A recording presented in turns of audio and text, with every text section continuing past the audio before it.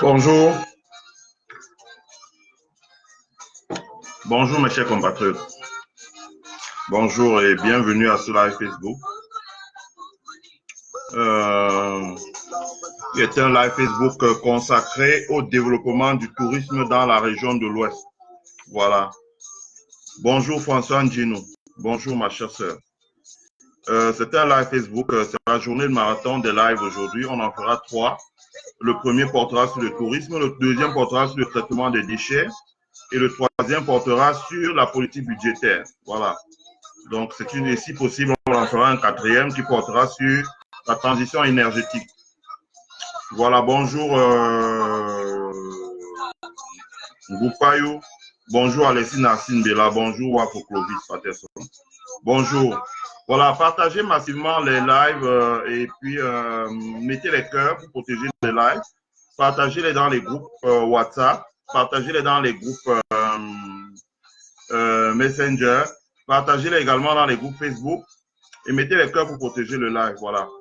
Le live d'aujourd'hui va être assez laborieux. C'est pour ça que j'ai souhaité de le démarrer avec une chanson de Jacques James qui s'intitule Binam Goula, qui en fait en banganté, mais qui en français veut dire voilà, il faut Binam Gongola, c'est-à-dire qu'il faut arranger Bangoulap, mais en fait au-delà de Bangoulap, il veut dire arranger la terre de l'Ouest.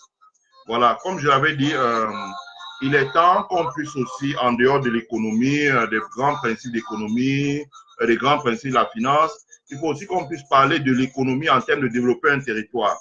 Et nous l'avons fait pour le territoire, ce qu'on appelle le pays Bassa. Nous l'avons fait pour la région du littoral, ce qu'on peut appeler la terre des Sawa. Et maintenant, nous essayons de le faire pour la région de l'Ouest. Et l'un des facteurs, des avantages compétitifs que regorge la région de l'Ouest, c'est le tourisme.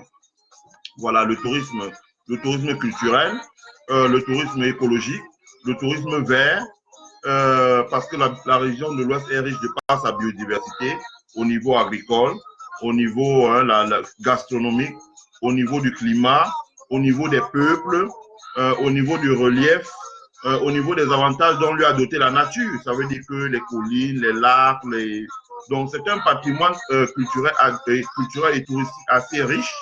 Maintenant, il faudrait que nous explorions ensemble les clés ou les moyens, la stratégie qu'il faut mettre en place pour pouvoir exploiter ce patrimoine culturel qui est assez riche. Voilà.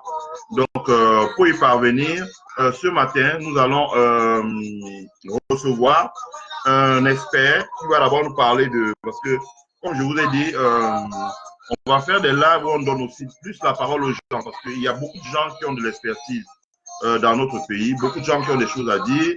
Parfois, c'est des anciens fonctionnaires, parfois, c'est des entrepreneurs qui ont cumulé beaucoup d'expérience et qui vivent la réalité au plus proche du terrain. Donc, nous allons donner la parole à ces gens-là pour qu'ils puissent s'exprimer. Donc, ce matin, je vais recevoir Emmanuel. Emmanuel qui va venir nous parler voilà, de sa vision du tourisme dans la région de l'Ouest, où il réside, où il a travaillé toute sa carrière, où il a investi. Donc, il est mieux au fait de la réalité dans la région de l'Ouest. Je lui donnerai d'abord la parole. Ensuite, je ferai ma présentation. Et enfin, je prendrai les remarques, les observations que vous laissez dans le fil de l'actualité.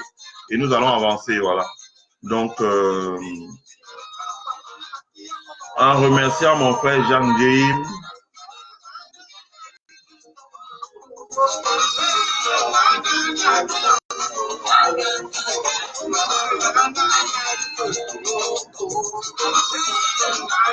Voilà. Je remercie mon frère Jean James pour sa superbe chanson. Et mettez les cœurs, s'il vous plaît. Et je vais donc appeler notre invité pour que nous puissions démarrer ensemble.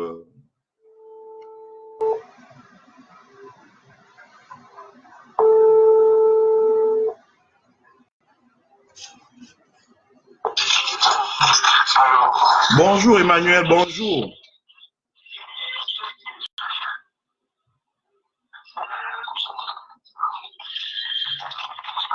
Bonjour Emmanuel, bonjour.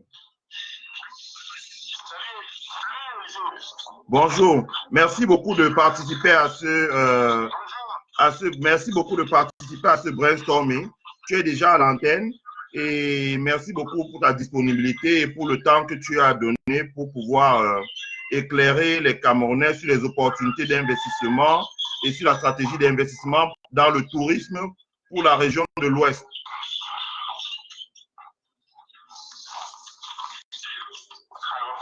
Oui.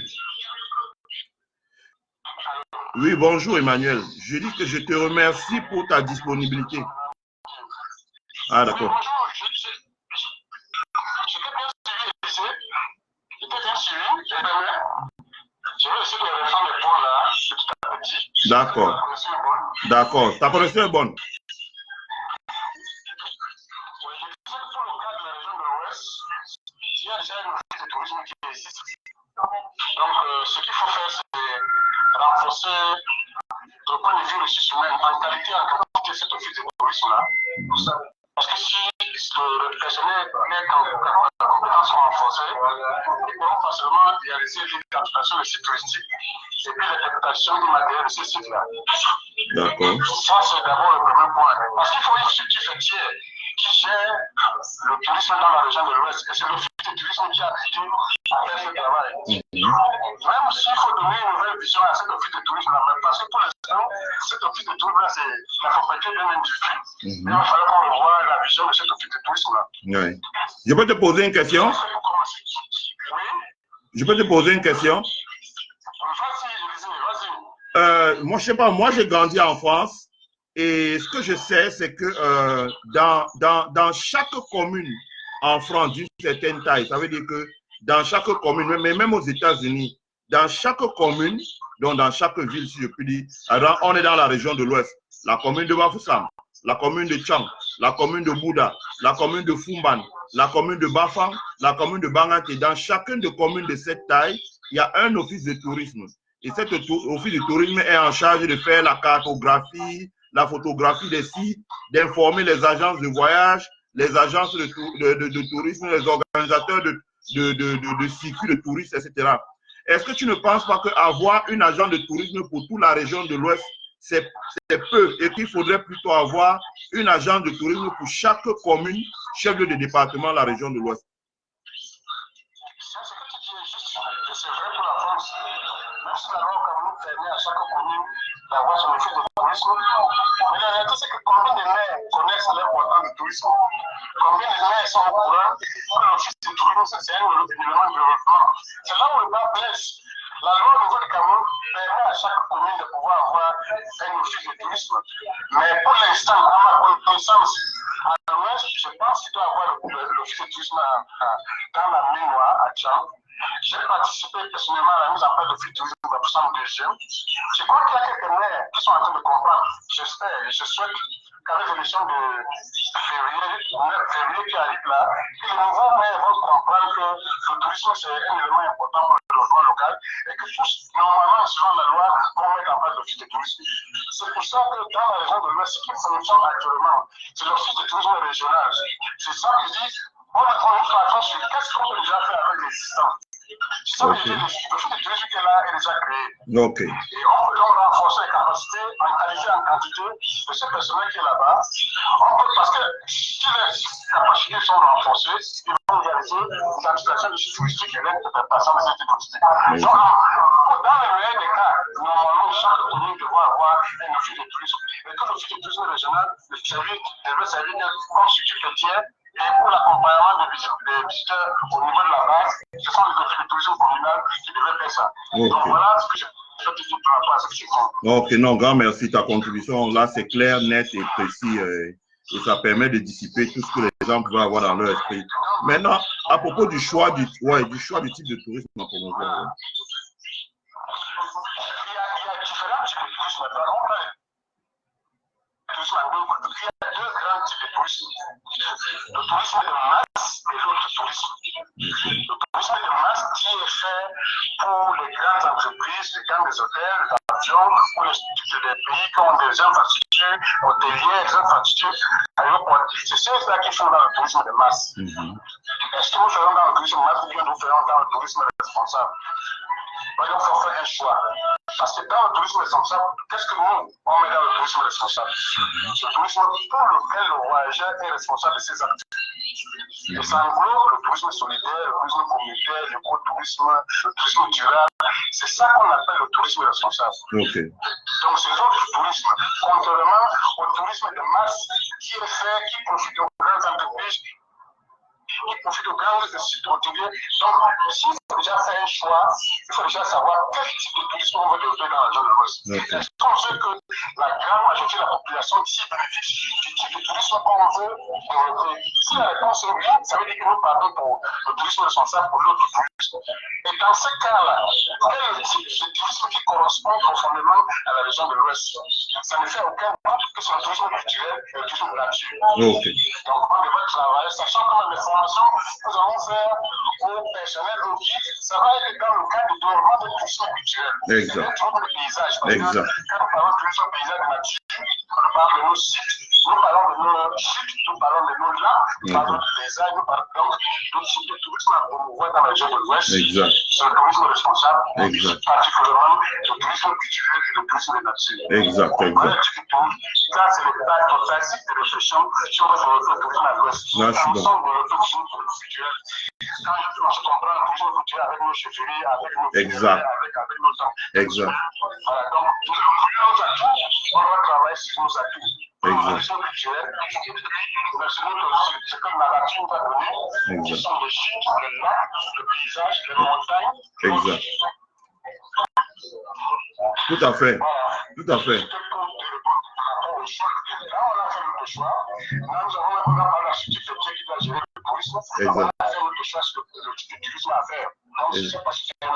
Ouais, ouais, j'ai une autre question sur le type de tourisme. Moi, j'allais te demander, par exemple, qu'est-ce que tu penses? Moi, je suis parfaitement d'accord avec toi qu'il faut le tourisme culturel.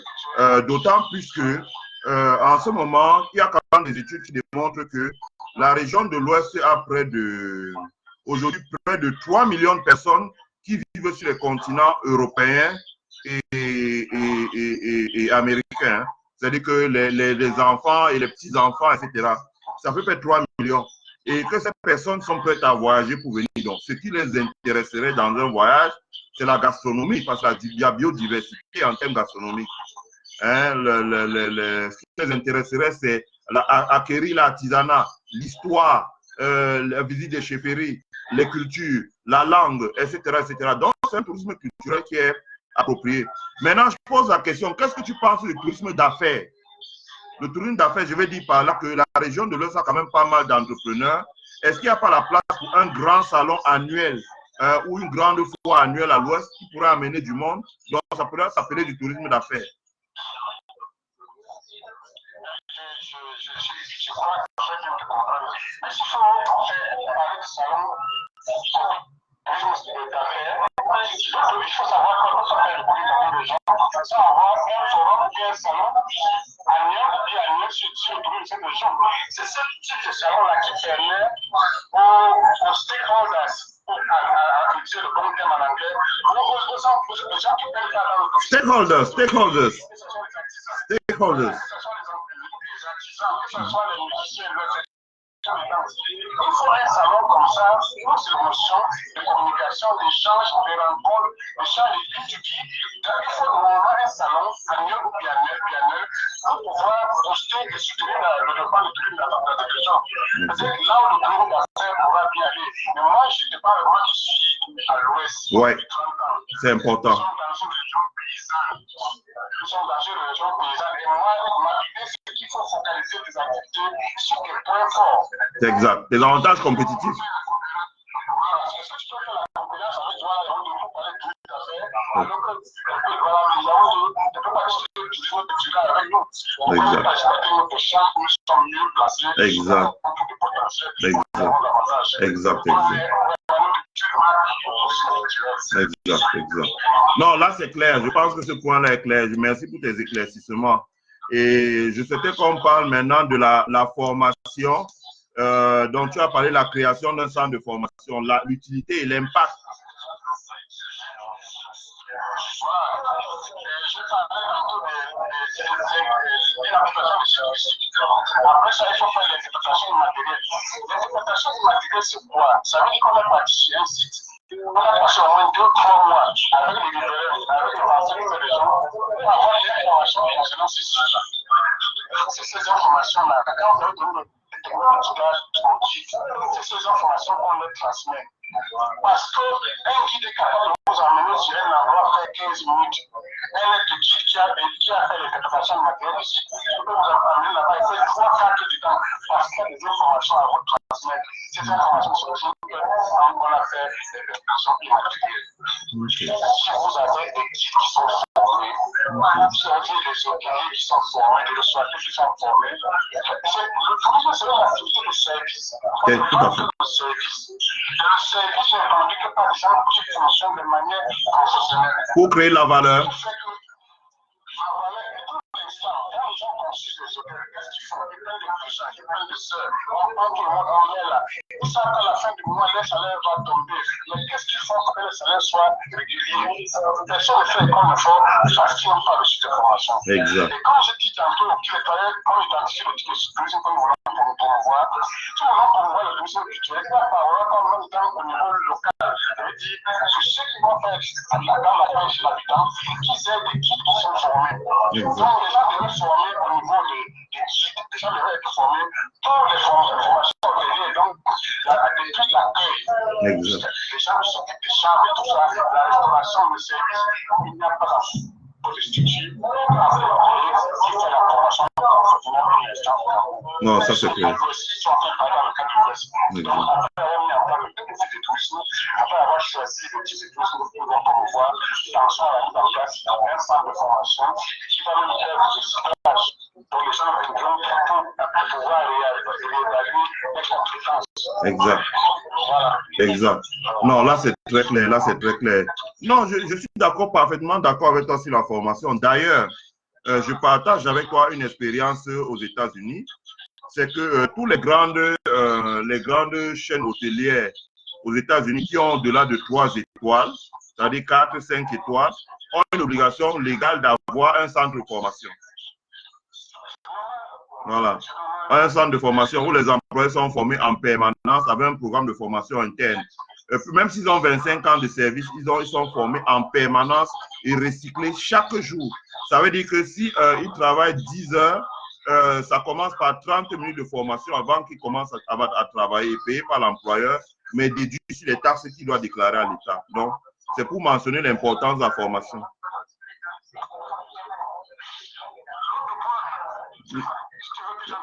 Oui, les outils de promotion et de communication. Ça, c'est le tourisme commence par la communication qui se finit par la communication. Pour que quelqu'un vienne chez vous, il faut que la personne ait l'idée. Et quand la personne a fini de visiter chez vous, la personne va aller communiquer. Et ce qui est malin dans le tourisme, quand c'est bon, on dit à 3 personnes. Quand c'est mauvais, on dit à 10 personnes. Ok. Donc, pour se faire connaître, il faut d'abord qu'on puisse mettre en place des outils de communication et de promotion. Ok. On pense qu'on va seulement faire un instant d'ailleurs, on peut mettre en place une radio, on peut mettre en place une télé, on peut mettre en place une magazine. Parce que les questions d'abord sensibiliser la population locale. Exact. La population locale, c'est elle, les taximens, les gens qui accueillent au niveau des hôtels, c'est ces personnes qui doivent être sensibilisées par rapport à l'activité touristique. Parce que chez nous, ici, quand on voit le blanc, on voit quelqu'un qui a venir beaucoup d'argent, il faut chercher à l'arnaquer. Et c'est ce qui dérange les gens. Donc, cette télévision, cette radio, ce magazine devrait commencer par sensibiliser les populations locales à l'activité touristique à ces règles. C'est ça. Exact. Par la sensibilisation. Exact. Les autorités, les grands maires, comprennent l'importance du tourisme. Et ce n'est pas le biais de cette télévision, cette radio, que les gens vont savoir quand on va leur monter nos activités actuelles. Les gens pourront venir. Donc, si on n'a pas d'études de promotion de communication, comment est-ce que les gens vont connaître ce que nous avons sur place? Exact. Généralement, avant Internet et le tourisme c'était la seule marchandise qu'on achetait sans voir. Exact, exact. Aujourd'hui, on a la chance qu'il y a Internet, il faut qu'on en profite. Exact. Comme c'est des outils, je vous en passe par Internet, la télé, pour pouvoir reconnaître nos actions et vendre nos produits. Exact. Non, ça c'est très... Là, j'avais en terminant que si vous venez à Borsam, si vous ne partez pas l'office de tourisme, vous venez à Borsam, là où nous sommes, vous n'avez pas une information sur les sites touristiques. Le problème ici à l'ouest, c'est qu'il n'y a pas d'association, il n'y a pas d'agence de tourisme, il n'y a pas de relais entre les visiteurs et les endroits qui vont être visités. Okay. C'est pour ça que même les Camerounais veulent développer Est-ce que vous savez, ça va t'amuser, il y a les Bahamas qui sont à Bafoussam. Bahamas, c'est à 26, c'est un village situé à 25 km de Bafoussam. Il y a certains jeunes Bahamas à Bafoussam qui pensent que Fouvou, c'est l'équipe de football de Bahamas. Alors que Fouvou, c'est un site touristique, c'est un jeu sacré de Bahamas. Ah. Certains Bahamas ne savent pas que c'est touristique. Ouais, Fouvou, c'est une grotte. Fouvou, c'est le lieu sacré de Bahamas par excellence. Ok. Ce n'est pas l'équipe de football seulement. Donc, quand les gens ne sont pas informés, les gens au niveau local ne sont pas informés du potentiel. Quand il n'y a pas d'association, il n'y a pas d'agent de tourisme pour informer les gens de ce qui existe. Comment est-ce que vous voulez que les gens découvrent même les Camerounais dans ce plan technique? Donc, il faut donner la possibilité. Et le problème, c'est que la loi doit être revue. Dans la loi qui gère le tourisme au Cameroun, pour avoir un agent de tourisme, vous devez avoir 6 millions, de donner 6 millions en banque. Le Camerounais qui va mettre 6 millions en banque, vous devez acheter 2 ou 3 taxis. Alors que les touristes viennent ici tous avec les assurances. Donc, les lois sclérales comme ça, on continue à laisser sur la tête des gens. Ça empêche que les gens de créer ces associations, des agents de tourisme. Exact, exact. Donc, il n'y a pas de relais, les gens qui peuvent contacter des voyageurs d'ailleurs pour les faire visiter chez nous. Il n'y a pas de relais. Comme ça, il y a autour de 2 ou 3 trucs qui font ce travail. Comment vous voulez que la région soit connue? Donc, je veux le prendre. Il faut une office de tourisme qui gère la manière qui est vraiment organisée. Il faut déjà choisir que pour nous ici, pour le tourisme culturel, le tourisme pédagogique, il faut savoir qu'il faut mettre en place un plan de formation. Il faut savoir qu'il nous faut des de promotion qui sont la télé, la radio, le magazine. Il faut aussi avoir un clé entre le voyageur et le pays à visiter, qui sont les agents de l'association de tourisme. Mais surtout, instituer un salon annuel ou biannuel où les gens viennent d'ailleurs pour découvrir sur place nos potentiels. Moi, je pense que si on va déjà sur cette base-là, il y a beaucoup de choses qu'on peut faire pour développer le tourisme à l'Ouest. Exact, exact. Non, ça c'est très clair. Ça c'est très clair. Ça c'est très clair. Maintenant, parlons de l'aménagement des sites touristiques et surtout la signalétique. La signalétique. De quoi est-ce que tu voulais, qu'est-ce que tu voulais dire par là? Quand tu arrives à Bafoussam, tu vas voir le groupe gâteau qui parle de Orange ou de MTN. Arrivé à Bafoussam, vous allez voir la préférence qui est à Bafoussam, la chute de métier. C'est à peine 10 cm de plan là que c'est écrit la chute de métier. Donc vous passez la route comme ça, les gens passent la route, et ça va qu'à 1 mètre, ils sont 5 mètres de la route, il y a une grosse chute. C'est de la signalétique. Ok. Quand vous arrivez de côté de Melo, on a essayé de mettre en place une plaque pour signaler le chute de Concam. Exact. Au moins là, où une partie du film de Tarzan a été tournée, on avait des plaques au moins de 5 mètres du poids. Donc la signalétique, il faut que les gens passent à la route comme ça, qu'ils sachent qu'à 10 mètres, il y a quelque chose. Ça, ce travail signalétique n'est pas fait. Donc il y a ce problème de signalétique. Et l'aménagement de ces touristiques, pour atteindre cette institution aujourd'hui, c'est rien. Et l'aménagement qui a sur ce reste aujourd'hui ne tient pas compte de l'architecture de la région. Donc, on va construire des petits cases en béton au-dessus des sous-structures. Alors que nous avons notre architecture traditionnelle. Vous pouvez balayer vos chutes là avec. Si vous n'êtes pas aménagé, ce n'est pas facile que les touristes y accèdent. Il faut savoir la paix été faite par les communes. Et qui va l'aménagement peut être fait par. Vous voyez des communes, toutes les communes aujourd'hui sont en train de construire des gros bureaux. Ça passe avec ces communes qui ont des petites structures. Vraiment. Alors que c'est quelqu'un qui a été construit par des grosses structures là peut servir à aménager des sites. Il y a quelques chambres qui sont rentables. Donc, on peut passer aussi à l'aménagement des sites. La signalétique. Que quelqu'un sache que je pars ici, voilà le panneau ci à haut de l'autre, il y a quelque chose à côté. Quand je parle de la promotion, il ne faut pas oublier que c'est simple de clients qui se mettent pendant le salon. Exact. Exact. Donc, je crois qu'il y a la matière à faire, il faut seulement qu'il y ait la bonne volonté. Parce que ce qui est aussi très important, c'est la non-prise en compte du tourisme comme deuxième secteur d'emploi dans le monde, après la culture. La non-prise en compte du poids économique du tourisme qui est la troisième activité économique au monde après le pétrole et l'automobile. Exact. Le gouvernement et la population. Exact. C'est assez facile de nous parler de la population. C'est pour ça qu'on n'est même pas l'emphase sur le tourisme. Il suffit donc de corriger ce que j'ai expliqué dans les travaux là. Exact. Réaliser les 7 points que nous se mettre là. Pour que le tourisme change dans la région de l'Ouest. C'est pas compliqué, il faut pas un an pour faire ça. Exact, exact. Il faut pas un an. Exact.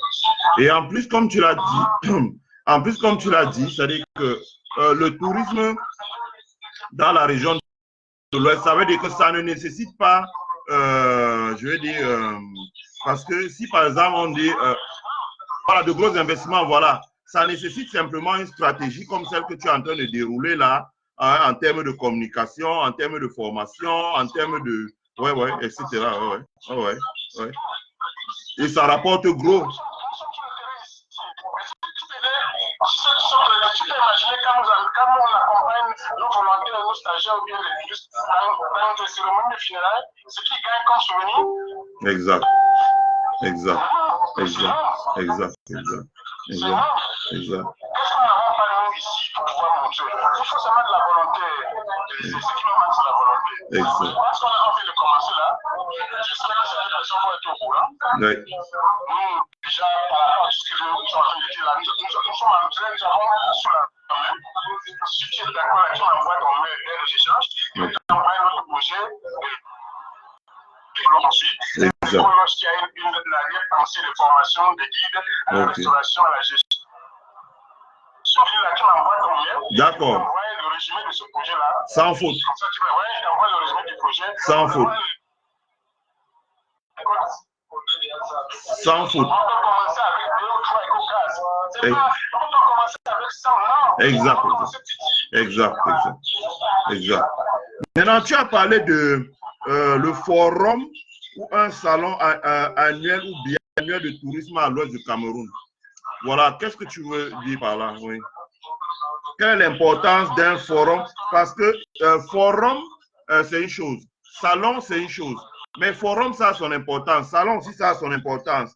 Bon, quand tu dis annuel, quelle est l'utilité et en quoi ça peut être utile pour promouvoir le tourisme à l'ouest du Cameroun?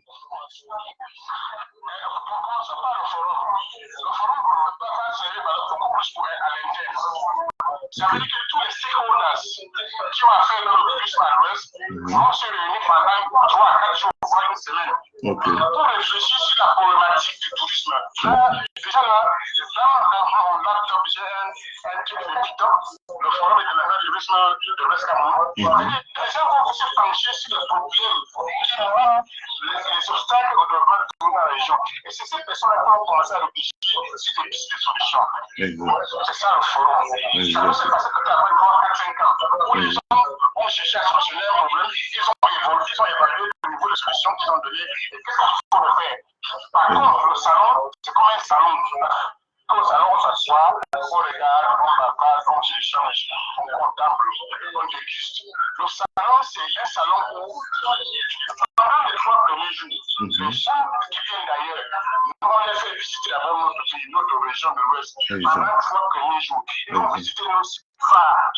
On se trouve pendant 3 ou 4 jours pour regarder qu'est-ce qui est possible de faire dans ce. Et entre-temps, il y a un endroit où on a ouvert, où les chefferies, les assistants, les agents de voyage, chacun a fait disposer ce qu'il fait. Les gens vont échanger avec eux. Les gens vont avoir des contacts pour la mise en place de projets communs. Donc, ça se passe maximum une semaine. Et à la fin, on issue les résolutions. On sait que chaque année, à la fin d'un bon, parce qu'un bon, à la fin d'une bonne, on a un salon qui va se passer à Fomba. Exact. À la fin d'un Nyam, on va se passer.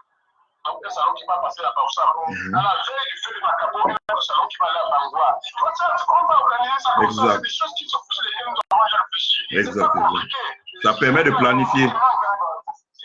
On se permet de planifier et d'amener les autres, différentes zones touristiques de la région. Exact. Document prêt pour le premier forum. C'est dans mon ordinateur. Non, je vais t'envoyer mon email juste après. Je vais t'envoyer mon email. D'accord, je vais t'envoyer mon email. Ok. Non, je vais t'envoyer mon email. Ok, c'est vrai.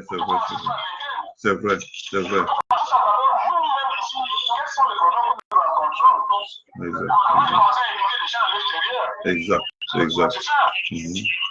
Mais, faut commencer ça, il faut commencer cette réflexion. Maintenant, je voudrais te poser des questions sur deux aspects. Premier aspect, c'est la diaspora. Deuxième aspect, c'est l'hébergement. Tu as dit hein, que l'un des problèmes, c'est la formation, c'est l'hébergement, la qualité de l'hébergement. Bon, je disais une chose, c'est que lorsqu'on regarde, j'ai vu ça il y a 4 ans, lors de la dernière convention des démocrates ici aux États-Unis. La ville qui a créé la convention a créé 1 million de personnes. Mais on s'est rendu compte que 70% des personnes se sont logées via le système Airbnb. Ça veut dire que chez des particuliers, ça veut dire qu'on a bien formé des particuliers, on les a recyclés, comment ils peuvent utiliser leur maison pour accueillir 1, 2, 3 personnes. Ça veut dire que 2 personnes par chambre. Si la maison a 4 chambres, les tenants peuvent utiliser 2 chambres. Chaque chambre peut accueillir 3 personnes. 2 personnes sur un lit et une personne qu'on appelle rollaway. Ça veut dire que c'est une sorte de lit montable et démontable. Donc, on s'est rendu compte qu'il y avait des logements comme ça qui accueillaient 6 personnes. Et je me suis dit, bon, voilà.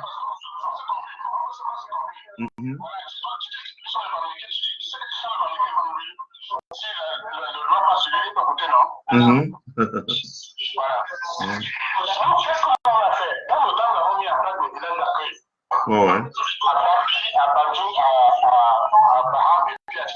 Nous avons identifié les familles d'accueil. D'abord, quand il dit qu'il veut toucher là, c'est quoi? C'est que nous, par rapport à la diaspora, entendez-vous là-bas, nous, on a évalué la mise en place d'une école ici, d'une école case. C'est 10 000 euros. Si 2 ou 3 diaspora qui veut continuer la mise en place d'une école case, si le gars, tu vas les contacter dans ce projet, avec 10 000 euros, on a mis en place une école case. Ils peuvent recruter pendant 1 mois par an. C'est une formation. Soit ils envoient les gens qui viennent habiter pendant 1 mois par an, ils payent sur la nourriture, ils ne payent pas les gens. Mais ils occupent ça pendant 1 mois par an. Ça, on peut commencer par ça. Il y a autre chose, comme tu as dit. Tu sais que chez nous, que ce soit dans tous les villages, les gens qui sont à la qui ont mis en place des maisons qui n'habitent jamais.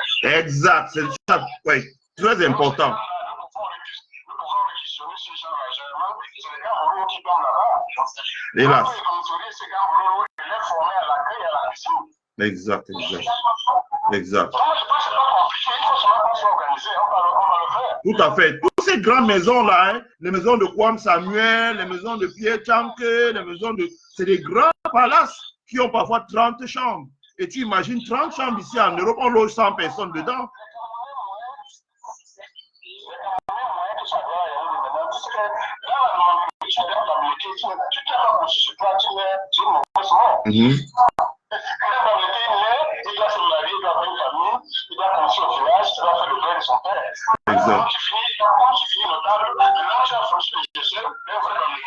Exact.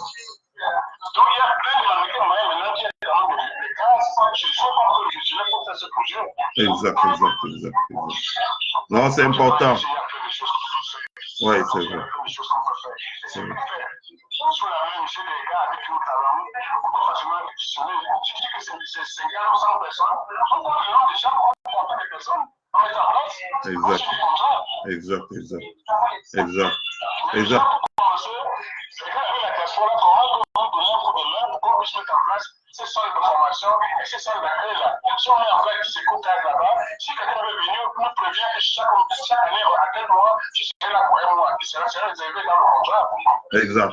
Non, mais écoute, tout ce que tu dis là, la diaspora va, et comme je t'ai dit, ce sera sur une plateforme de la diaspora et beaucoup de gens vont regarder ça et certainement qu'ils vont chercher à rentrer en contact. Je vais les orienter vers toi et pour que tu puisses échanger avec eux par email.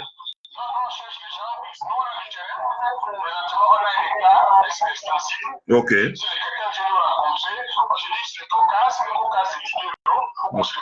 Ok.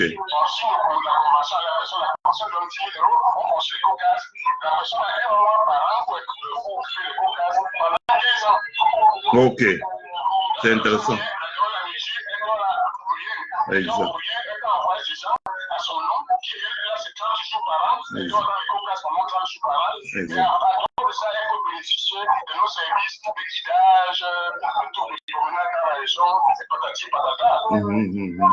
Ouais, moi je te donnerai une petite suggestion, ne fais pas genre une personne. C'est-à-dire que 10 000, la personne va, bon, n'importe qui va Mais si tu répartis ça, par exemple, en 10 parts ou en 20 parts, ou par exemple, comme tu as dit 15 ans, si tu répartis ça en 15 parts, c'est plus digeste. Et là, tu vas trouver des gens qui ont donné à peu près 750 $ ou euros. Ça va aller plus vite.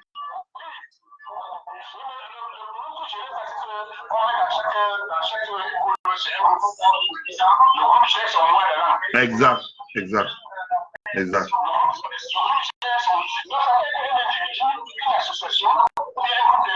Exact, voilà, exact, exact. De toute façon, je te ferai un petit tableau Excel. Je vais t'envoyer un tableau Excel dessus. Tu vas voir comment tu peux. Ouais. Vraiment, merci beaucoup. Hein. D'accord, D'accord, ouais, tout à fait, tout à fait, tout à fait, tout à fait, tout à fait. Tout à fait. Je te remercie beaucoup. J'espère t'avoir la prochaine fois pour parler de l'agroécologie à l'ouest du Cameroun.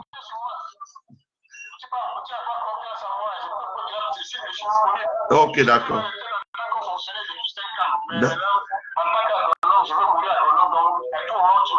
D'accord, d'accord. Je te remercie beaucoup, franchement, je te remercie du fond du cœur. D'accord, merci beaucoup. Ouais, ouais. Merci beaucoup, merci Emmanuel, merci.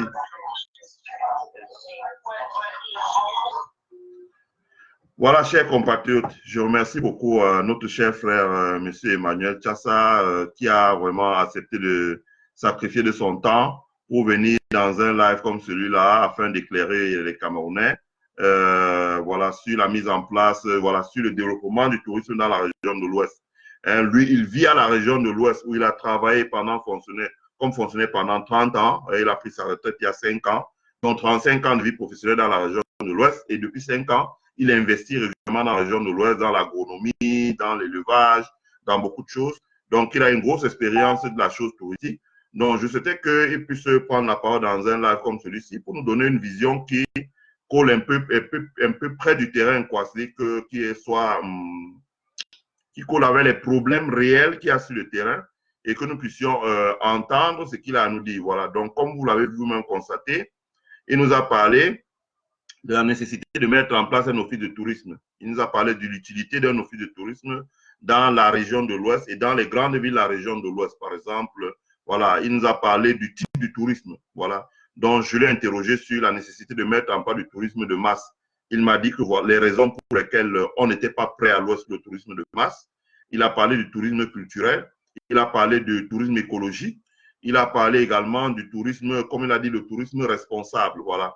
J'ai parlé du tourisme d'affaires. Il a dit, voilà, le tourisme d'affaires, c'est possible, mais la région de l'Ouest est encore un peu trop enclavée pour qu'on puisse y développer du tourisme d'affaires par rapport à Douala ou Yaoundé. Et donc, ça va me permettre, moi, de rebondir après, parce que je vais parler d'autres choses, pour interpeller les élites de l'Ouest Cameroun et également les élus de l'Ouest Cameroun sur un certain nombre de choses. Voilà, il a parlé également de la nécessité de mettre en place un centre de formation. Je pense que c'est très important, hein, la nécessité de mettre en place un centre de formation. Il faut que les gens comprennent bien. Je veux dire, je l'ai souvent dit que moi, j'ai commencé ma carrière aux États-Unis chez Hilton. Et chez Hilton, ce que moi, j'ai appris, j'ai commencé au bas et puis j'étais responsable. Ce qui était la force, c'était la formation. Moi, ce que j'ai vu qui m'a beaucoup frappé, c'est la formation. Ça veut dire que les shifts. Moi, j'ai commencé ma carrière aux États-Unis. Les shifts commencent par 30 minutes de formation payée. Voilà. C'est-à-dire que et l'hôtel peut déduire ces 30 minutes sur les impôts qu'il reverse à l'État. C'est un crédit d'impôt que l'État donne aux hôteliers, et ça commence par la formation sur les standards. Tous les employés sont formés sur les standards. Le chiffre commence par 30 minutes. Quel que soit le département, que ce soit le département in dining room, que ce soit le département de la cuisine, que ce soit le département de housekeeping, que ce soit le département de belle personne, ce qu'on appelle bellman, que ce soit le département de front desk, l'accueil, etc. Tous les départements, par exemple, dans un hôtel, ont la formation. Or, comme il a dit, l'un des points faibles de nos hôtels à l'Ouest, c'est que comment allons-nous accueillir les standards des gens qui viennent de la diaspora, donc qui viennent d'Europe et des États-Unis, et quand ils arrivent, ils trouvent des hôtels où quand on construit, surtout en zone rurale, les personnes qu'on embauche sont les cousins de la famille et qui n'ont pas forcément une notion de l'accueil, de l'hébergement, de la qualité, des standards. Et ça frustre énormément les gens qui viennent dormir dans ces hôtels-là. Donc, il a parlé de ça, donc la nécessité de mettre en place un programme de formation. Et je rappelle qu'aux États-Unis, comme j'ai dit, tous les grandes chaînes hôtelières, là, Hilton, Hyatt, Intercontinental, etc., ont des centres de formation. C'est une obligation légale. Ils ont des centres de formation. Ils ont des programmes de formation. D'ailleurs, si j'avais vu, j'aurais vu vous montrer, à l'époque où je travaillais, j'ai encore regardé comment on appelle ça, les paraffeurs, là, voilà. J'ai encore regardé les paraffeurs, il y avait toutes les formations, les guides de formation, là, etc., etc. C'est des tonnes et des tonnes qu'il fallait lire parce qu'il faut entraîner les gens. Donc, il y a beaucoup de choses là-dedans. Il a parlé également des outils de promotion et de communication. Et ça, il a raison. Les outils de promotion et de communication, ça veut dire que si nous voulons développer le tourisme dans la région de l'Ouest, il faut une télévision, il faut une radio, il faut un journal. Et il ne ment pas, il a raison. Et je dirais même qu'il faut des chaînes YouTube, il faut beaucoup de choses comme ça là pour pouvoir vendre le tourisme. Parce qu'on ne peut pas vendre le tourisme comme ça, là. Le tourisme aujourd'hui est un produit de la même manière que la console PlayStation, de la même manière que la paire de chaussures Nike. Mettez les cœurs, s'il vous plaît, mettez les cœurs. Le tourisme est un produit qui doit être vendu. Donc, pour vendre ce produit-là, il faut mettre en place un plan de promotion et de marketing, surtout une stratégie de communication adaptée. Donc, il a raison. Quand vous regardez aux États-Unis, tous les États fédérés, pas l'État fédéral, fédérés, ont des chaînes de télévision avec un canal où vous pouvez capter pour regarder leur émission consacrée au tourisme. Voilà. C'est-à-dire qu'il y a des émissions, ça passe 24 heures sur 24. C'est des chaînes où on vous montre les sites touristiques. Voilà. Donc, au moins, sur une région comme la région de l'Ouest, une télévision, ça coûte plus cher aujourd'hui. 50 millions de francs, c'est largement suffisant pour faire une télévision si on veut seulement parler du tourisme. Voilà. Et cette télévision, aujourd'hui, avec des supports comme YouTube, peut avoir une chaîne sur YouTube où après, quand elle tourne des émissions, elle les met sur YouTube pour que les émissions soient en replay et que les gens puissent regarder dans le monde. Cette chaîne peut avoir un live streaming sur YouTube, sur Facebook, pour que les gens puissent également regarder cela. Donc, ça permet que les gens puissent découvrir le potentiel touristique de ces zones-là. Donc, il a insisté sur l'importance de la promotion et de la communication pour les sites touristiques.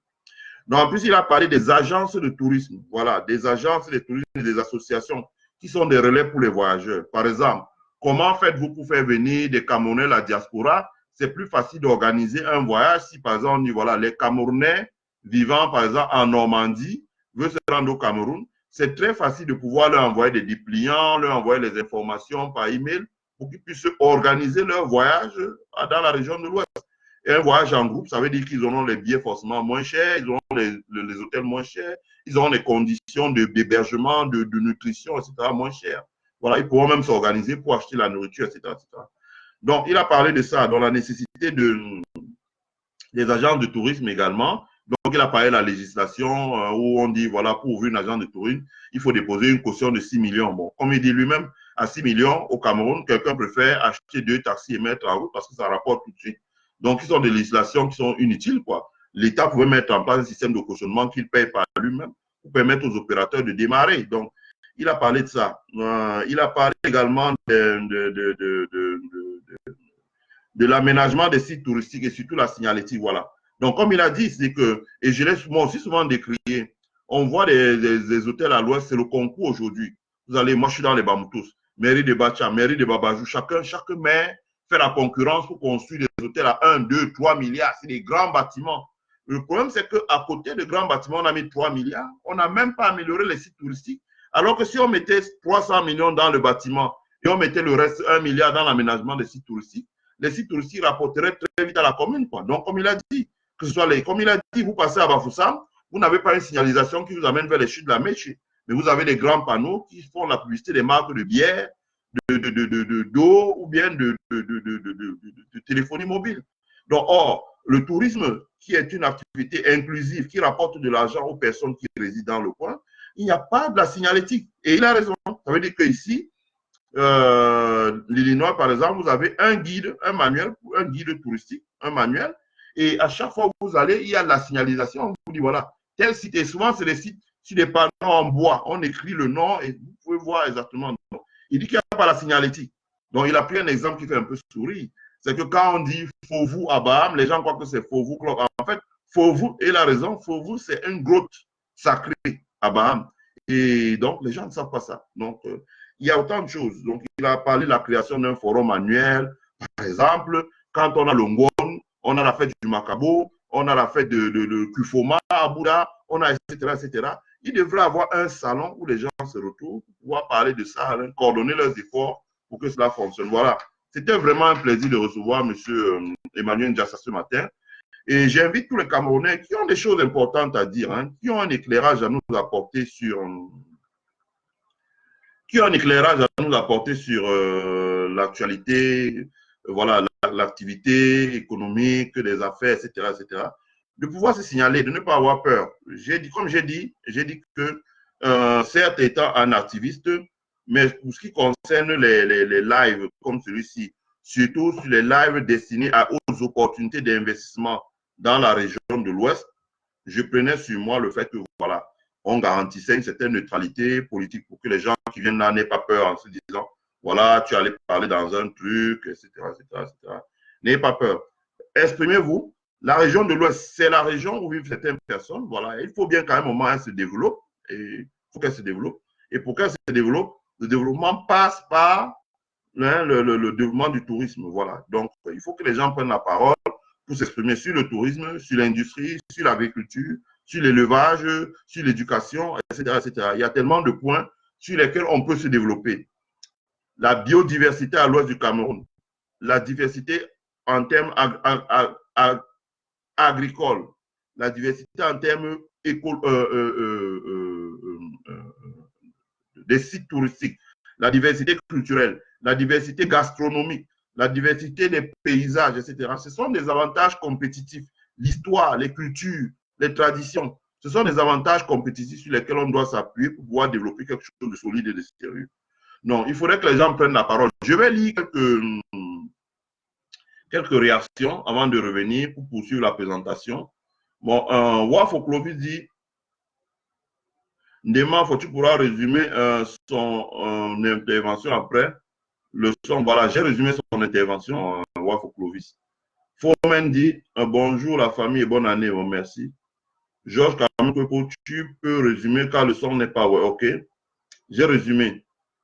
Voilà, donc j'ai résumé, hein, je peux encore vous reprendre vraiment les points. Comme j'ai dit, il a parlé de la mise en place d'un hôtel de tourisme, d'un office de tourisme dans la région de l'Ouest, dans les différentes villes de l'Ouest.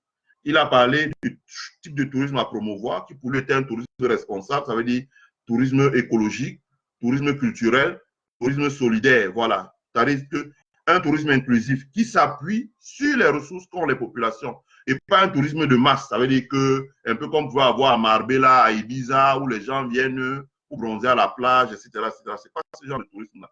C'est un tourisme culturel, un peu comme font les pays comme l'Inde, en fin de compte. Voilà. L'Inde, le Maroc, enfin pas le Maroc, l'Inde, par exemple. Voilà, il a parlé de la formation. Voilà, la formation, comme j'ai dit, tant qu'il n'y a pas la formation de qualité, vous ne pouvez pas avoir un tourisme de qualité, quoi. L'un des points faibles, d'ailleurs, je le dis à l'attention de quelqu'un comme Francis Nana, qui a créé le grand complexe hôtelier et touristique de Bangou. Bon, je sais que c'est quelqu'un qui est avisé dans les affaires. Il faudrait qu'il fasse attention parce que le point, la cheville ouvrière de son investissement, ça va être la formation. Si les gens qui vont employer là-bas ne sont pas bien formés et qui délivrent une qualité de service comme ce qu'on voit dans les hôtels de l'Ouest où quelqu'un prend une serviette de chambre, il trempe dans le seau, il met le passe-poids sur le sol alors que le client est dans la chambre. Ça, c'est pas bon, ça. Voilà, donc il y a ça. Il a parlé des outils de promotion de communication, une télévision, une radio, un journal, des flyers, etc., etc. Il a parlé des associations et des agences de tourisme pour le relais hein, des parcours touristiques auprès des voyageurs. Donc, il a parlé de l'aménagement des sites touristiques, la signalétique. Donc, il a parlé également d'un forum annuel. Voilà. Donc, il a balayé à peu près tous ces points-là. Donc, c'est bien de tenir sans dans les cas de direct comme ça. Ça permet, en dément, il faut être concentré, de ne pas perdre le fil des idées. Oh, c'est pas sympa, la Wafo Clovis. Tu cherches des problèmes. Hein. Et elle va te répondre. Kim Alexandre a dit, je vous recommande de vous rapprocher des personnes derrière cette page qui fait la promotion du tourisme et réfléchit actuellement sur les problématiques de logement chez particuliers. Les élites ayant souvent des résidences secondaires. OK. La page, c'est Kamer Guest. Kamer Guest, je vais poster ta page après. Hein. Je vais la... je ne sais pas si je peux épingler ton commentaire. Kamer Guest, je ne sais pas si je peux épingler ton commentaire, mais je vais voir. Attends, voir. Je vais essayer de voir si je peux épingler ton commentaire. Kamer Guest. Bonjour Jean-Claude Awamba, merci, bonne journée. Ouais, Kamer Guest, je vais essayer d'épingler ton commentaire. Je ne sais pas si je peux épingler ton commentaire, voilà. Toussaint Alain, voilà. Ok, oh là. Alain Toussaint, bonjour. Bonjour Alain Toussaint, bonjour Zéphirin Azangue. Bonjour Fabien Asingana. Bonjour, bienvenue Bertine Gameni qui dit, ouais, je sais pas. Bonjour Benjamin Zébazé. Benjamin Zébazé, bonjour. Emmanuel Kamwa, bonjour. Amédée Dimitri Toko, bonjour. Bonjour Gaston Chokonte. Marco Léon. Bonjour Julienne Puka qui dit bon fête à toi combattant, merci. Joël Ogelo dit grand frère, le gouvernement ne nous laissera pas faire. Ils ont trop peur de nous. Oh non, pas du tout. Je pense que le chemin est encore long. Je pense que les observations de M. Emmanuel Chassa démontrent que le chemin est encore long et que moi aussi, contrairement à ce qu'on pourrait penser, voilà, des blocages administratifs, non. Il y a beaucoup de choses qui devraient être faites, des initiatives locales, des initiatives doivent être prises par les maires. Comme il a dit lui-même, les maires ne comprennent même pas déjà de quoi il s'agit. Il faut faire des salons, il faut faire des symposiums, il faut faire beaucoup de choses. Donc, c'est beaucoup de choses à faire. Donc, il faut déjà commencer par la prise de conscience. Je pense qu'il ne faut pas jouer la carte de la victimisation. Ça ne sert à rien. Marco Léon dit, yes, clair et net, l'Ouest doit sortir de l'ornière. Tout à fait. Bonjour Jean-Claude Awamba. Bonne année, merci. Bonne année à toi aussi Jean-Claude Awamba.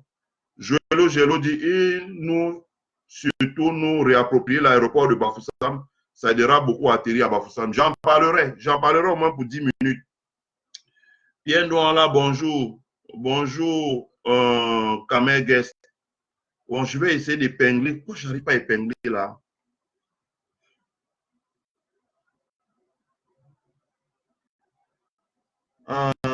J'arrive pas à épingler le commentaire de Kamer Guest sur Kamer Guest.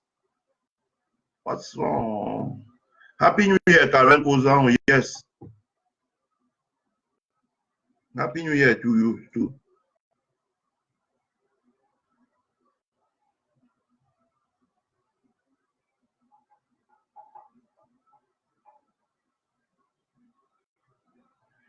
Bon, après là, je vais essayer d'épingler cette page-là. Je vais essayer d'épingler le commentaire de Kamer Guest ou bien je vais le poster sur mon mur.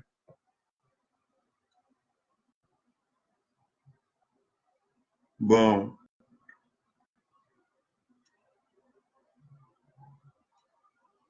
Bonjour, Hervé Menkem.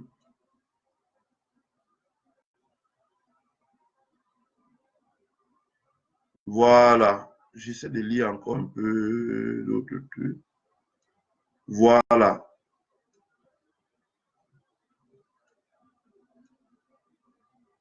Voilà, exact. Voilà, Kamer Guest. Je vais épingler le commentaire là. Voilà. Voilà. Kamer Guest, bonjour.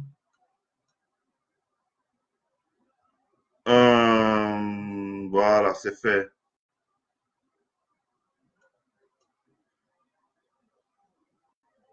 Voilà. Voilà, j'ai épinglé la page Kamer Guest. Voilà. Donc, j'allais maintenant aborder un point avant de terminer. Donc, comme il a dit, je peux ajouter quelque chose à ce que notre invité a dit. Quand vous regardez bien, la région de l'Ouest a un autre potentiel qui est notre diaspora. Parce que, qu'on le veuille ou pas, la diaspora des gens originaires de là-haut, ayant leur racine dans la région de l'Ouest, est aujourd'hui peut être importante. Certaines études sur la chiffre à peu près enfants et petits-enfants, la chiffre sur les continents américains, européens et américains et Moyen-Orient, la chiffre et en Asie, la chiffre à peu près à 3 millions. Voilà. Bon, après, maintenant, il y a d'autres qui vivent en Afrique, en Amérique latine. Là, on n'a pas beaucoup les chiffres. mais au moins c'est dans les États de ce qu'on appelle les Émirats arabes, Dubaï, tout ça, l'Europe centrale et les États-Unis et le Canada, on est à peu près à 3 millions et demi. Bon. Ça fait un gros potentiel. Ça veut dire que en termes de personnes qui viendraient faire du tourisme à l'Ouest et rapporter des devises, la région de l'Ouest n'a pas à aller chercher très loin. C'est-à-dire que pour convaincre, comme on dit chez nous, les Blancs, voilà. Hein, elle a déjà ses enfants, elle a déjà ses fils de la région de l'Ouest qui sont originaires de coins qui peuvent venir faire du tourisme. Simplement, il y a un problème d'accès. Ça veut dire que pour se rendre dans la région de l'Ouest aujourd'hui, il faudrait arriver par Yaoundé ou par Douala et prendre l'avion pour rejoindre la région de l'Ouest. Ce qui est parfois pénible et qui décourage beaucoup de personnes. Quand les gens arrivent, ils s'arrêtent à Douala ou bien s'arrêtent à Yaoundé. Et donc, d'où ce qu'a dit Kim Alexandra et qui est tout à fait vrai, il y a nécessité pour nos élites de trouver les moyens, soit d'avoir une mise en concession, soit que l'État mette en place un plan pour renouveler la région de l'Ouest. Les financements sont disponibles. Je veux dire que ça ne devrait même pas être un gros problème parce que les financements bilatéraux sont disponibles. Même si les financements bilatéraux ne sont pas disponibles, vous avez des pays aujourd'hui comme le Qatar, les pays comme la Turquie, qui ont des fonds, qui peuvent, ou des compagnies aériennes qui ont des fonds. Hein. Par exemple, Turkish Airways peut décider de rénover totalement l'aéroport de Bafoussam. Hein, ou bien les Qatar Airways peuvent dire, voilà, nous rénovons l'aéroport de Bafoussam, nous mettons de l'argent là-dessus. 5-10 milliards de francs.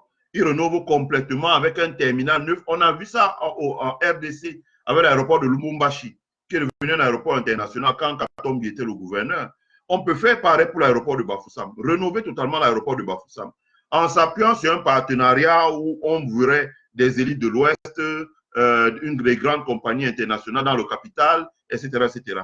Et un aéroport comme ça rénové s'appuierait sur l'aéroport de Lagos, parce que Lagos est devenu un très grand hub.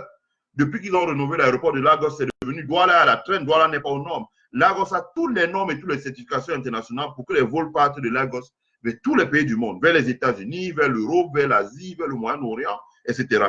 Donc, c'est plus intéressant de se connecter à Lagos parce que si l'aéroport de Bafoussam est connecté à Lagos, il suffit que l'aéroport de Bafoussam crée une compagnie. C'est pour ça que je dis qu'il faut qu'ils se partnership, c'est-à-dire qu'ils aient un partenariat avec une compagnie aérienne internationale comme Qatar Airways, par exemple, comme on a vu ce qu'ils ont fait au Rwanda, c'est-à-dire que vous créez une compagnie aérienne. La compagnie aérienne, dans un premier temps, elle peut démarrer avec un avion et cet avion-là fait seulement Bafoussam, Lagos, Bafoussam, Bamenda, Lagos, Bafoussam, Bamenda, Lagos. Ça peut faire 6 vols par jour. Bafoussam, Bamenda, Lagos. Un avion de 100 places. Voilà. Et le but de cet avion-là, c'est d'amener, de convoyer les gens, c'est-à-dire que parce que c'est moins cher de passer par Lagos pour venir au Cameroun. Quand vous payez un billet, par exemple, ici, pour aller au Cameroun, si vous voulez passer par Lagos, les billets vont de $800 à $1,200 en deuxième classe. De $800 à $1,200. Ça veut dire qu'à ce moment, vous avez des vols qui peuvent amener les gens jusqu'à Lagos. Et à Lagos, maintenant, ils prennent moyennant $200. Ça veut dire qu'en gros, $1,300, les gens se rendent au pays, à Bafoussam, en passant par Lagos. Voilà. $1,000. $1,000. C'est que $1,000, ça c'est n'importe qui travaille aux États-Unis peut payer ça. Il se rend à Bafoussam en passant par Lagos. Et il descend directement, c'est-à-dire qu'il vole 8 heures de temps ou 10 heures de temps, il descend à Lagos. Et à Lagos, il prend notre vol, 30 minutes, un avion hirondelle, il est descendu à Bafoussam. Voilà.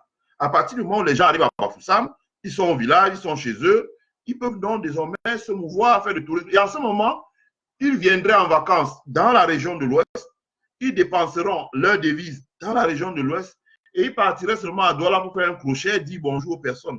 Et ça, ce serait une bouffée d'oxygène. Parce que si vous imaginez un peu, j'ai fait certains calculs sur Excel hier, certaines simulations, qui m'ont montré que s'il y avait un avion hirondelle, où il y en avait 2, ça permettrait que l'aéroport de Bafoussam voit arriver 300 000 personnes par an. Seulement les gens qui viendraient faire du tourisme. Sans compter les commerçants qui voudraient aller à Dubaï, donc prendre l'avion pour descendre au Nigeria et puis au Nigeria pour s'envoler vers Dubaï ou vers la Chine, etc., etc. Donc, très rapidement, en s'appuyant sur une compagnie aérienne, la compagnie aérienne va mettre en place ce qu'on appelle un Consumer Relationship Management. C'est-à-dire que c'est une application informatique qui permet de prélever les données de rassembler les données et de collecter les informations au maximum. Et avec ces informations-là maintenant, la compagnie aérienne peut s'appuyer dessus pour pouvoir faire les études de faisabilité en vue de la mise en place d'une compagnie aérienne. Voilà. Et comme l'écho arrive maintenant et que l'Afrique de l'Ouest va être un grand marché domestique, ça permet que nous, à l'ouest du Cameroun, on puisse lancer une compagnie aérienne tournée vers l'écho, vers la zone éco. Hein, donc, il y a un grand marché de 400 millions de personnes pour pouvoir amener aussi du monde vers visiter la région de l'ouest. En même temps que ça permet d'utiliser le Nigeria comme hub pour un départ. Parce que par la suite, maintenant, on peut commencer à organiser des vols. Parce que, par exemple, si on se rend compte qu'il y a 50 personnes qui partent de la région de l'Ouest par jour pour aller à Lagos au Nigeria voyager, ça veut dire qu'en une semaine, ça fait 350 personnes. Si on break down, ça donne la possibilité d'avoir 2 vols internationaux de la région de l'Ouest vers Dubaï et 2 vols internationaux vers l'Europe. Et c'est comme ça que l'aéroport prend corps. Après, on commence à éliminer Lagos, les vols deviennent directs vers certaines destinations et Lagos est seulement utilisé pour aller vers les États-Unis. Donc, l'aéroport de Bafoussam aura un très grand rôle à jouer. C'est un aéroport qui n'a pas besoin d'être construit parce qu'il existe déjà, mais il a besoin qu'on lui remodèle un business plan, qu'on lui redonne un contenu et qu'on le rénove. Et comme je le dis encore, pour le faire, il y a des fonds chinois, il y a des fonds qataris, il y a des fonds, il y a la coopération des private equity dans la coopération bilatérale, comme l'Agence française de développement, comme la DEG allemande. Les financements ne devraient même pas souffrir. Simplement, il faudrait que les élites de l'Ouest mettre en place un projet, voilà. Je dis ça parce que voilà un gisement d'emploi, voilà, gisement d'emploi, parce que quand on a dit le tourisme culturel, si on lance le tourisme culturel, ça va développer l'artisanat. L'artisanat autour des tissus, le fameux DOC. Franchement, vous pensez bien que quelqu'un va en vacances, c'est pour acheter, je peux faire coudre un maximum de vêtements en DOC. C'est pour se faire, c'est pour acheter les objets d'art, c'est pour acheter les tableaux sculptés, c'est pour acheter les objets, c'est pour rentrer en vacances, c'est le tournoi culturel, les objets souvenirs, les objets cadeaux qu'il peut offrir à les amis ici, là. Parce que va demander un Américain sinon que vous lui offriez un tableau, un beau tableau qui représente votre région d'origine? Que va demander un Américain sinon que vous lui prenez des mesures et en revenant, vous lui offrez un bon boubou en DOC que vous aurez peut-être acheté à 50 000 dans la région, $100, c'est pas grand-chose. C'est même pas le prix d'un costume ici.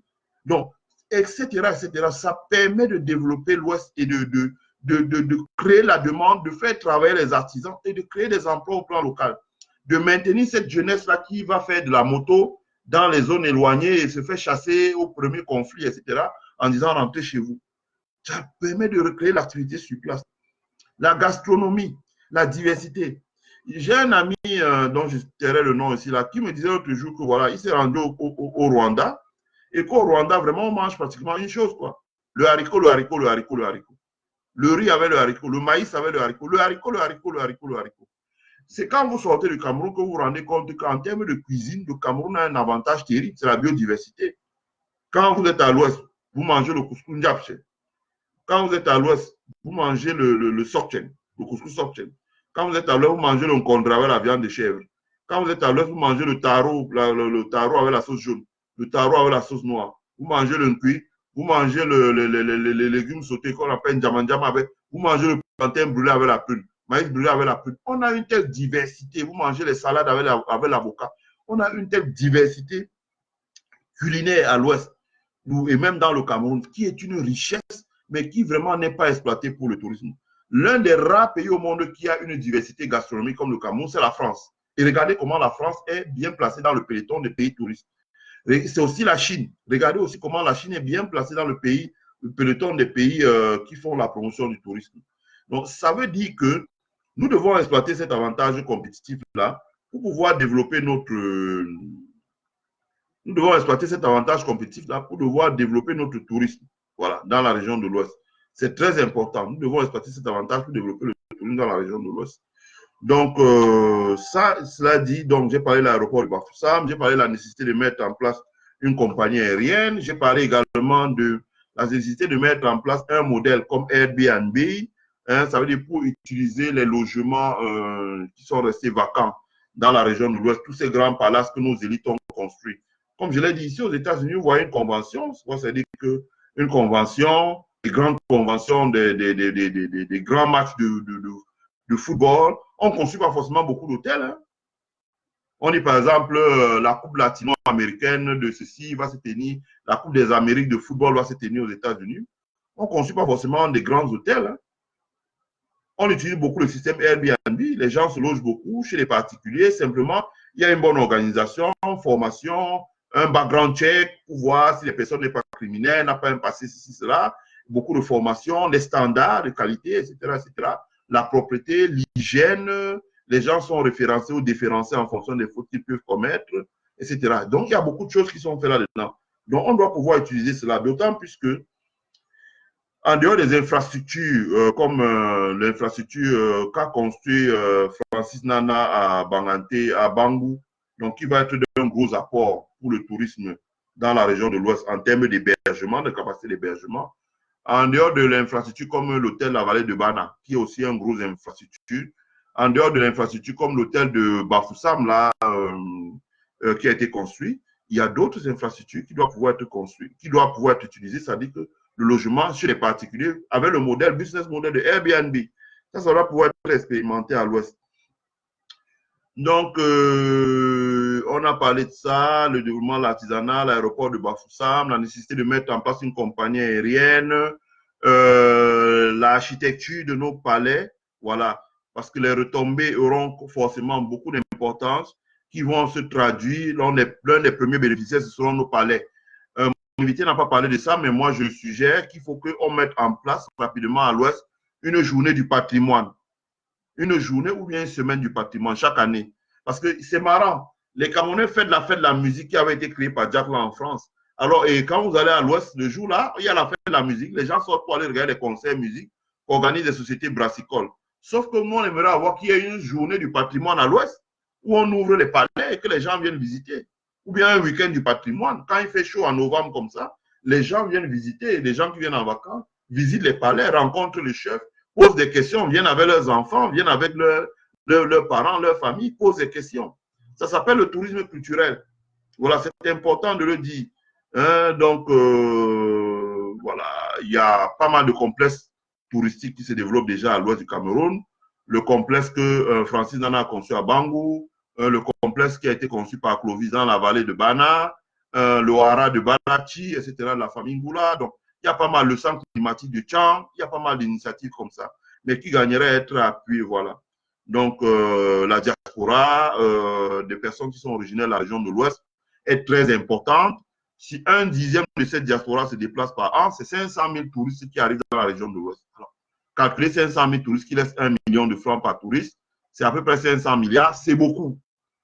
Une tellement d'argent, si elle est déversée dans la région de l'Ouest, ça fait décoller l'économie à la verticale. Ça fait décoller l'économie à la verticale. En termes de transport, en termes de restauration, en termes d'hébergement, en termes de prestations de services comme les locations de voitures, les guides touristiques, les guides touristiques qui font du guide touristique, on les donne des types, c'est-à-dire que des pourboires, etc., etc., etc. Il y a beaucoup de choses à faire dans le tourisme. Donc, comme vous dites, et je suis heureux que les gens comme Benjamin Zévazé regardent mon live, qu'il faut démolir les idées selon laquelle l'Ouest, c'est seulement le cimetière. C'est-à-dire que c'est l'endroit où quand vous êtes mort, on porte votre cercueil, on met derrière un corbillard qu'on paye très cher pour aller vous enterrer à l'Ouest. Ça doit cesser ça. L'Ouest doit être un endroit où on développe une activité économique. Comme a dit Jacques Youmsi hier, de manière que les gens partent du nord, les gens partent du littoral, les natifs du littoral partent de chez eux pour venir chercher du travail à l'Ouest du Cameroun. Oui. Les gens doivent, oui, parce que le jour où vous aurez des hôtels 4 étoiles dans la région de l'Ouest, comme ce que quelqu'un, vous avez vu que quelqu'un a conçu un bel hôtel à Bafoussam et a embauché un Français pour gérer ça. C'est-à-dire que quelqu'un est parti de la France pour venir chercher le travail à Bafoussam. Maintenant, s'il y a une vraie stratégie de développement du tourisme qui soit inclusive, ça va faire qu'il y aura des gens qui vont partir de Douala, Yaoundé pour venir chercher du travail à l'Ouest. À partir de ce moment, les ressortissants de la région de l'Ouest seront un peu mieux respectés qu'ils ne le sont aujourd'hui. Non, il y a ça. J'ai parlé de l'utilisation du hub de Lagos pour pouvoir rallier l'Ouest de manière un peu plus compétitive parce qu'en passant par Lagos, c'est moins cher qu'en passant par Douala ou Yaoundé. Voilà. J'ai parlé des sites comme les chutes de la Méché, etc., qui sont des sites touristiques dont mon invité a dit qu'il faut la signalétique, il faut la communication, etc. Ouais, il faut la communication parce que le jour où on aura une chaîne de télévision, je dis bien 50 millions, c'est largement suffisant pour mettre en place cette chaîne de télévision. Et ça, les élites de l'Ouest les ont. Mettre en place une chaîne de télévision comme ça qui ferait seulement de la promotion du tourisme, des sites touristiques. C'est-à-dire que les gars vont, ils filment, ils font des reportages sur les sites touristiques pour que les gens découvrent c'est quoi les chutes d'Améchi, c'est quoi les chutes de Banga, c'est quoi les sites touristiques dans le Noun, dans la Ménois, dans le Onkam, etc., etc., etc. Pour que les gens commencent à découvrir les palaces de nos rois, etc., etc., etc. C'est ça qui donne de l'appétit aux gens et leur donne l'envie de venir découvrir la région de l'Ouest. Les lacs, lac Baleine, lac Bamendjin, etc., etc., etc., etc. Hein? Les cratères du mont Bapi, des choses comme ça là. Voilà. On a énormément d'avantages compétitifs. Voilà, les jardins de plantes, comme il a dit pour l'écologie. Donc, la nécessité d'exploiter tous ces grands palais-là que nos élites ont construits et qui ne sont pas utilisés jusqu'à aujourd'hui. Voilà. Nos hôtels, nos restaurants, notre gastronomie, les devises que cela peut rapporter dans la région de l'Ouest. Donc, j'ai balayé à peu près tout. Voilà, j'espère tout et je lis quelques réactions pour qu'on sorte. Oh mon Dieu.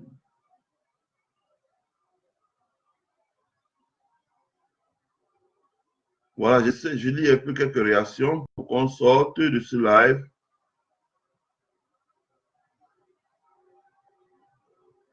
Voilà, Joëlo, bonjour et jeune Gondi. Joëlo dit, je pense aussi, voilà, je me mets là, je pense aussi, voilà. Joëlo dit, je pense aussi, dans ce tourisme, il faut surtout mettre en avant nos différences culturelles. Je dirais notre diversité, Joëlo, pas différence. Je parlais de diversité, ce n'est pas la différence, c'est la diversité culturelle. Voilà. Celle des chefferies, notre histoire, nos traditions, avec les différents gardiens des traditions qui sont dans les villages, créer des centres d'activité culturelle. Je pense aussi qu'il nous faut un grand centre du panafricanisme comme celui du Sénégal, et ça serait parfait à l'Ouest. Nous devons promouvoir l'histoire du maquis et les grands musées conjoints comme Bafoussam, Banjoun, Tcham. C'est très pertinent ce que tu viens de dire. C'est pour ça qu'on a dit que l'atout majeur, le type de tourisme qu'on peut développer alors c'est le tourisme culturel. Un peu comme l'Inde fait. L'Inde ne fait pas du tourisme de masse, mais ils font du tourisme culturel. Et tu as raison qu'il y a la nécessité de créer un musée du maquis, parce que si on admet qu'il y a eu un génocide, c'est un chef d'État français qui l'a reconnu au Cameroun comme Hollande, il faut la nécessité de créer un musée de ce qu'il y a du maquis. Malheureusement, on n'a pas beaucoup documenté ce qui s'est passé là, donc on a du mal, on n'a pas beaucoup archivé, mais tout est encore possible, hein, tout est encore possible. Bon. Donc, comme tu as dit, ensuite, le tourisme culturel, comme tu le dis si bien, ça s'appuie sur les danses, ça s'appuie sur les contes, ça s'appuie sur l'histoire, ça s'appuie sur voilà, la culture, les usages et traditions. C'est pour ça que j'aime beaucoup ce que fait Hélène Chamdoumboué, parce qu'elle ressort les cultures et traditions de la région de l'Ouest. Voilà. Donc, il faut s'appuyer dessus.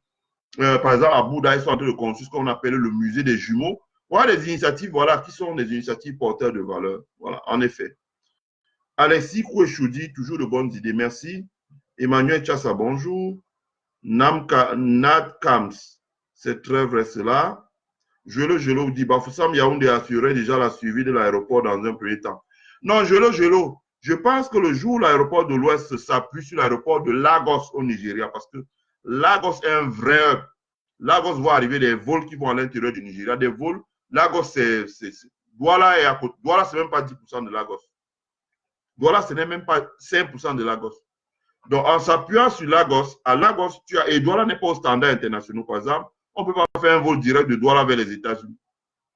Parce que Douala ne respecte pas les normes de sécurité qu'imposent les États-Unis pour qu'un avion puisse atterrir sur leur sol.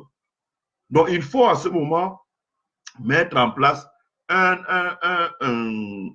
couloir aérien entre Bafoussam et Lagos.